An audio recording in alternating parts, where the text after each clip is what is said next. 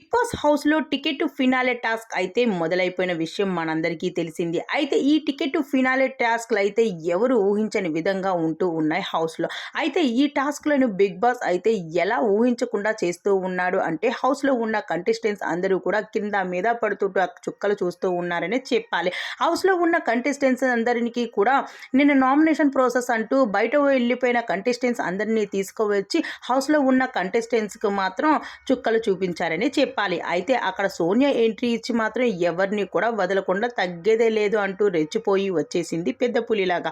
అయితే ఇప్పుడు హౌస్‌లో ఉన్న ప్రతి ఒక్క కంటెస్టెంట్ కూడా అవి తలుచుకొని బాధపడుతున్నారో లేదో అప్పుడే Bigg Boss ticket to finale task అంటూ మరికొన్ని టాస్క్‌లయితే ఇచ్చేయడం జరిగింది. అయితే బిగ్ బాస్ హౌస్‌లో ఉన్న కంటెస్టెంట్స్ అందరూ ఇప్పుడు టికెట్ టు ఫినాలే టాస్క్‌లో అయితే మునిగి తేలుతున్నారనే చెప్పాలి. అయితే హౌస్‌లో ఉన్న ఏ కంటెస్టెంట్ కూడా ఎక్కడ తగ్గేదే లేదు అంటూ 100% గేమ్‌నైతే ఇచ్చుకొచ్చేస్తూ ఉన్నారు.